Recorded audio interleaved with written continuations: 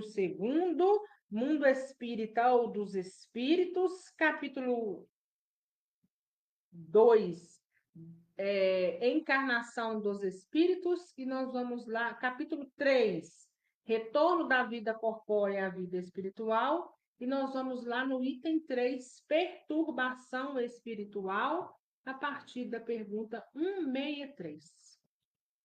Perturbação espiritual. O que nós vamos entender disso, hein? O espírito é perturbado, fica perturbado, ou é alguém que o perturba? O que é isso, né? Então, nós vamos entender. Pergunta 163. A alma, ao deixar o corpo, tem consciência imediata de si mesma? Desencarnei. Nós sabemos que nós somos mente que comanda espírito que comanda o corpo. Corpo físico morre. Espírito continua.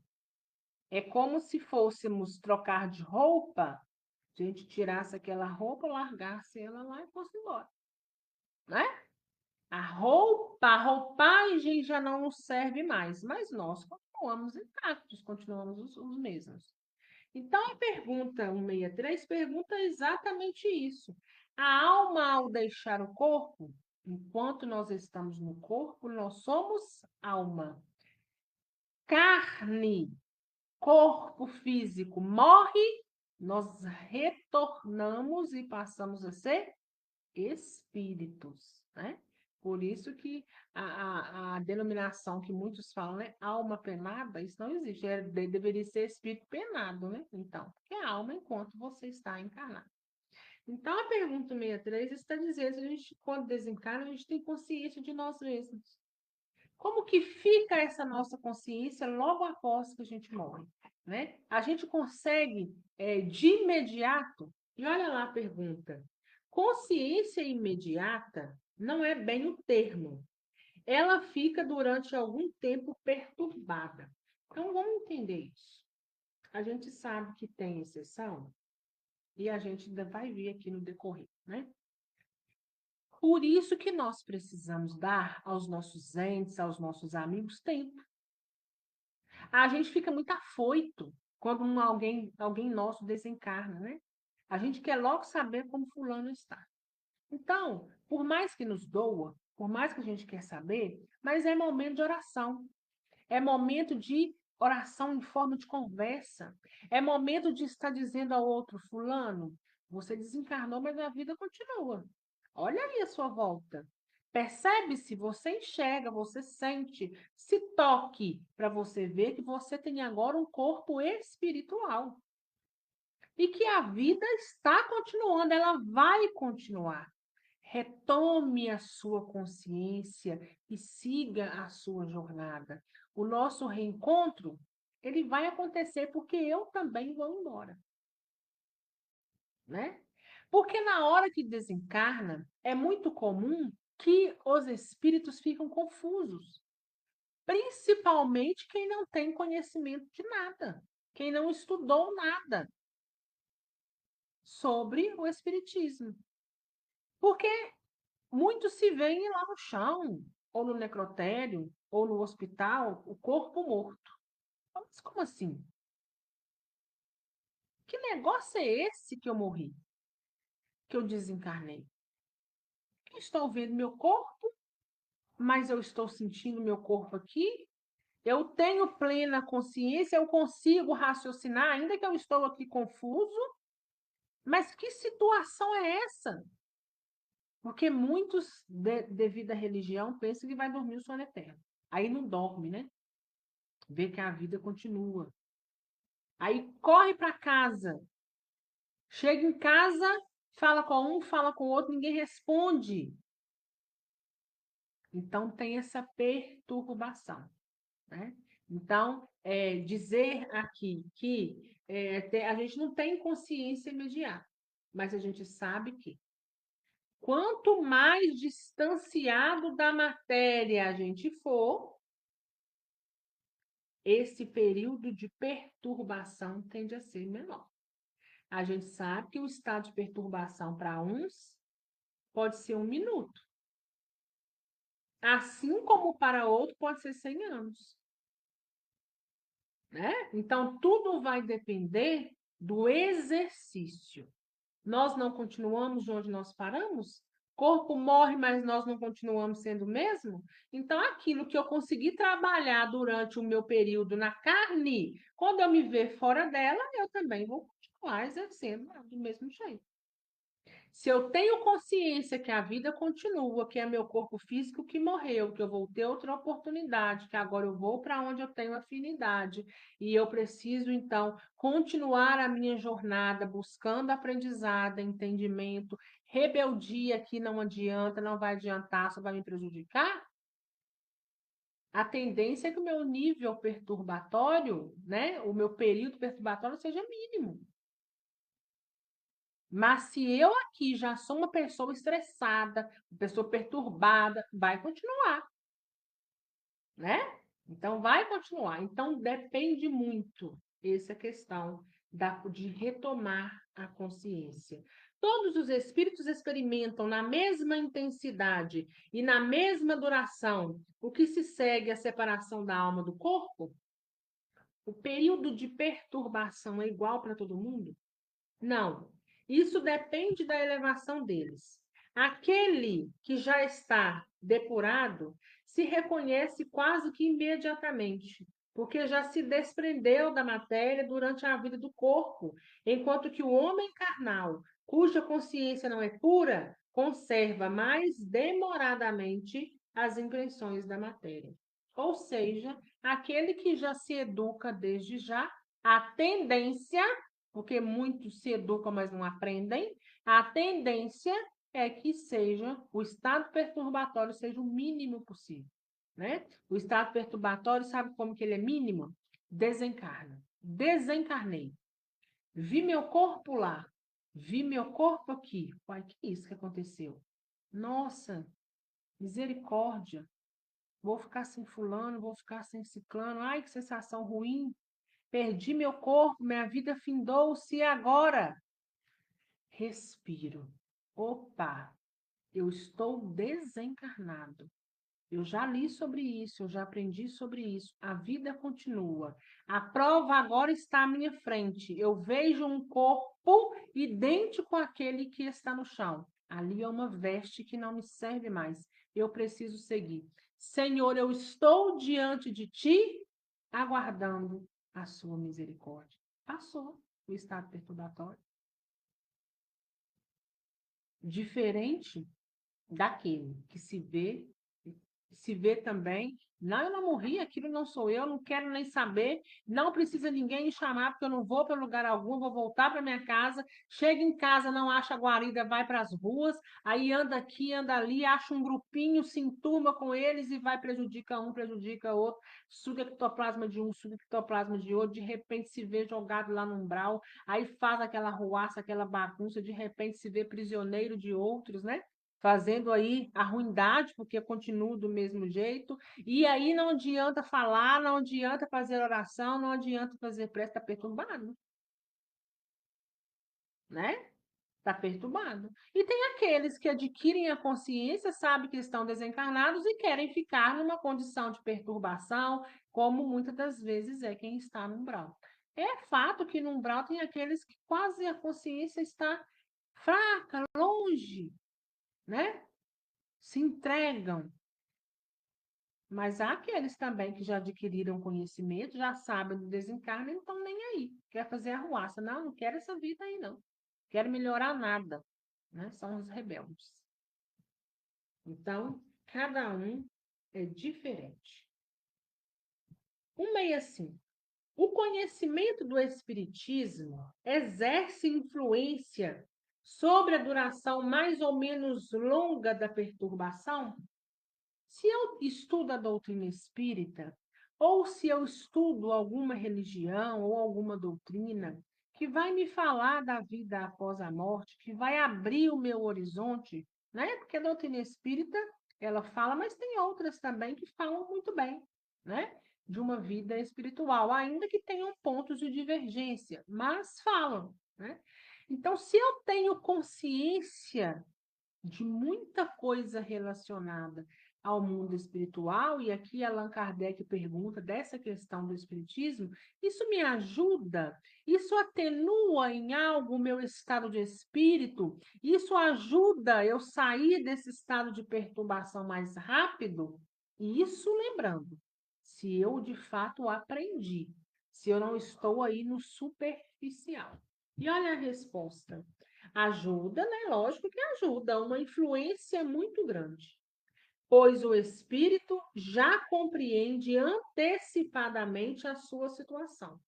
Mas a prática do bem e a pureza da consciência são os que exercem maior influência. Então, olha lá. Esse estudo que a gente faz aqui diariamente vai nos ajudar? Vai, porque nós já temos consciência. Nós já sabemos da vida após a morte. Mas o que vai realmente fazer a diferença é o bem e a pureza da nossa consciência. Ou seja, nós aprendemos aqui na teoria, mas está em nós a prática, né? Está em mim. Eu vir aqui ler e não praticar não adianta, eu não aprendi. Mas à medida que eu vá me depurando, que eu vou tendo consciência dos meus passos, né? Com certeza vai me ajudar muito. Agora há pouco nós acabamos de dar um exemplo de uma perturbação rápida, né? Porque você vê, se identifica e você compreende o que te espera. Então você não tem de assustar demais. Você no primeiro momento vai tomar aquele choque, nossa, né?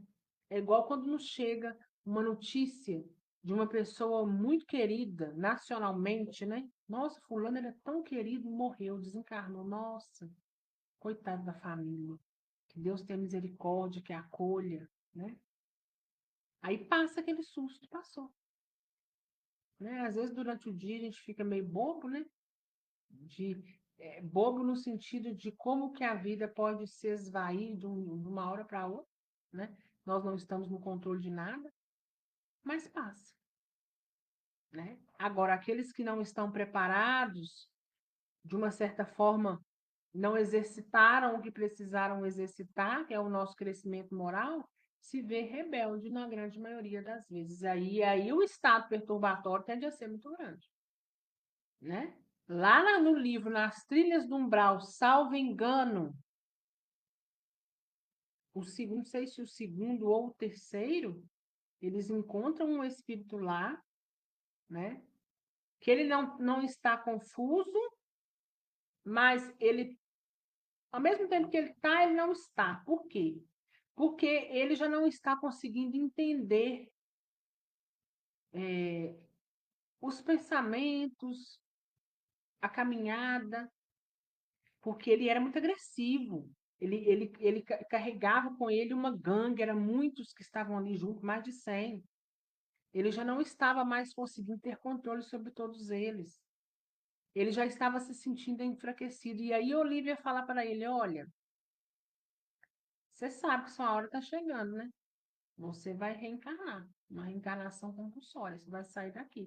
Por isso que você já não está tendo tanta força para exercer o que você faz por aí. A sua hora é chegada. E aí Olivia comenta, né? Que ele está ali naquela situação de arruaça, de perturbar, de aquela confusão, sabe? Ele sabe que desencarnou, mas não aceita nada, está fazendo o mal para aqui e para ali. 300 anos ele está ali. 300 anos. A ponto de que quem irá recebê-lo como filho, porque ele virá com inúmeras deficiências, porque foi muita coisa ruim que ele fez, né? Ele vai ter que começar a purgar no corpo físico, será uma das que ele muito prejudicou. E quando ele fica sabendo, ele fala assim: olha, não tenha medo, porque ela já reencarnou 2 vezes e retornou. Então ela já se purificou bastante e agora ela te aceita como filho, né? Então, ou seja, a outra está caminhando e o outro está lá, né? 300 anos parado fazendo arruaça, perturbando todo mundo e vivendo perturbado. Então é muito relativo. No momento da morte, a princípio, tudo é confuso. A alma precisa de certo tempo para se reconhecer. Ela se encontra como que tonta e no estado de um homem que, despertando de um sono profundo, procura orientar-se sobre a sua situação. A lucidez das ideias e a memória do passado lhe voltam, na proporção que se apaga a influência da matéria da qual se libertou, e se dissipe a espécie de neblina que obscurece seus pensamentos. Olha aqui, né? O homem, quando ele desencarna, a princípio é tudo muito confuso. Ainda que tenha esse estado de perturbação, passe rápido. Mas por isso que a gente fala de tempo. Dê tempo àquele que acabou de desencarnar, né? Que tempo é esse, Ana? Não sei. Porque tem gente que não precisa de muito tempo, mas tem outros que precisam de 2, 3, 4. A gente não sabe precisar o tempo. Imagine esse que está lá no umbral 300 anos, né? A família dele já desencarnou, chegou lá, nem achou, porque estava lá com o umbral afora. Se a família foi até ele, ele às vezes não conseguiu nem ver quem que era, porque pelo estado que se encontra não quer ver ninguém. Ele só vê quem vibra grosseiramente junto com ele. Todos retornaram e ele está lá. O que é o tempo para ele? Ele não está nem contando o tempo. Está aí. Então, por isso que a gente fala que é momento de oração, para ajudar o outro. O tempo de duração que se segue à morte do corpo varia muito. Pode ser de algumas horas, de muitos meses e até de muitos anos, e menos longa para aqueles que, desde sua vida terrena, se identificaram com sua situação no futuro, pois então compreendem logo a sua posição. Essa perturbação apresenta circunstâncias particulares de acordo com o caráter dos indivíduos e principalmente de conformidade com o tipo de morte. Nas mortes violentas, por suicídio, suplício, apoplexia, ferimentos, etc., o espírito é surpreendido, assusta-se, não acreditando que morreu e sustenta essa ideia com obstinação. No entanto, vê seu corpo, sabe que ele é seu e não compreende por que está separado dele. Procura as pessoas estimadas por ele, fala com elas e não compreende por que elas não ouvem. Essa ilusão dura até a completa libertação do perispírito, quando só então o espírito se reconhece, compreendendo que não pertence mais ao mundo dos vivos. Esse fenômeno se explica facilmente. Surpreendido inesperadamente pela morte, fica perturbado com a brusca mudança que aconteceu com ele. É que, para ele, a morte ainda significa destruição, aniquilamento.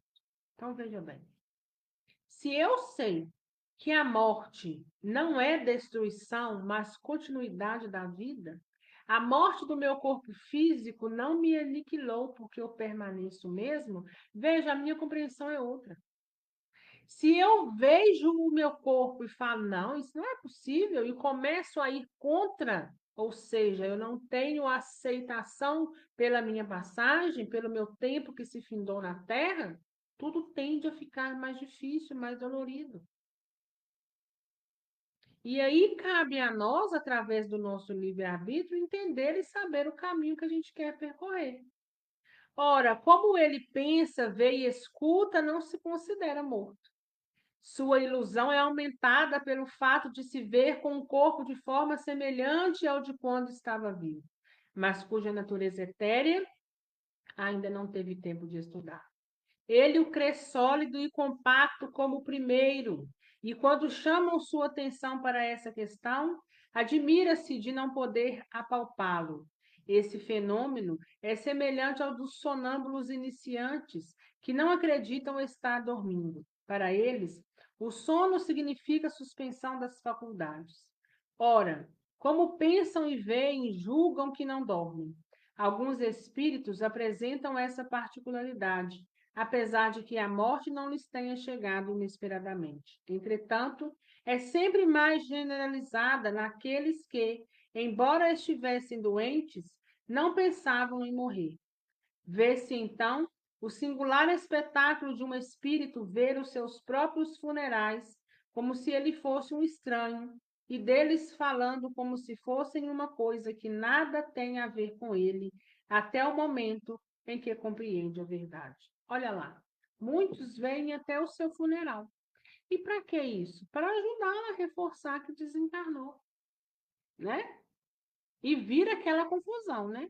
Vai em casa, ninguém escuta, tenta pegar alguma coisa e não consegue mais, não consegue apalpar o seu próprio corpo. Por quê? Porque agora ele não é mais matéria densa de carne, ele é espírito.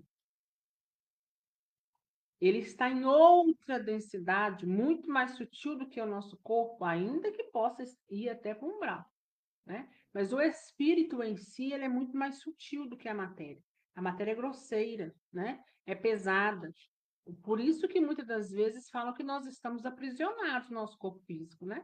Porque aqui tudo é muito denso. O espírito, ele é mais sutil. Mas aí entra nessa perturbação. A perturbação que se segue à morte nada tem de penosa para o homem de bem. Quem é o homem de bem? O homem de bem, o Evangelho já nos disse, é aquele que ao final do dia reflete sobre os seus atos. Possa ser que durante o dia tenha tido atos negativos, mas ao final do dia ele reflete sobre si mesmo e tenta modificar aquela atitude que não deveria ter tido durante o dia. Ainda que amanhã ele venha falhar de novo, mas é aquele que está disposto a fazer o exercício, ou seja, eu quero ser melhor. Então, sendo assim, eu me torno um homem de bem.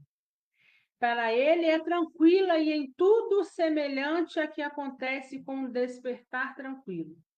Para aqueles que não têm uma consciência pura, ela é cheia de ansiedade e de angústias que aumentam na proporção em que ele se reconhece.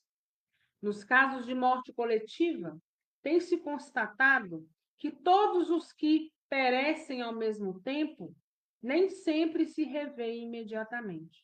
Na perturbação que segue a morte, cada um vai para seu lado, ou se preocupa somente com aqueles que lhe interessam. Olha aí, né? No caso de perturbação coletiva, né? O que acontece? Eles não estão ali se agrupados, eles não se agrupam, não. A hora que se vê diante do fator morte, cada um vai para onde te interessa, né? Muitas vezes saem até correndo daquele lugar e vão para casa. E chega numa rapidez enorme, nem percebe, porque chega pelo pensamento. Você pensou na sua casa, você chegou, se você já estava dentro dela. E aí chega em casa, afoito, aconteceu um acidente, e vai contar para um e vai contar para outro, e ninguém está vendo nada. E aí ele quer saber por que não entendem, aí ele pensa no acidente, ele retorna para o local, vê aquele desastre, não reconhece ali, sai andando feito louco. Então tá vendo que como que cada caso é um caso? Mas claro que ali é os medianos e aqueles que estão mais apurados. Há aqueles medianos que olham para a situação, entende, sente e chora, e aqueles que olham para a situação, entendem, aceitam, meu corpo morreu, desencarnei, estou indo embora. Aqui eu não fico mais.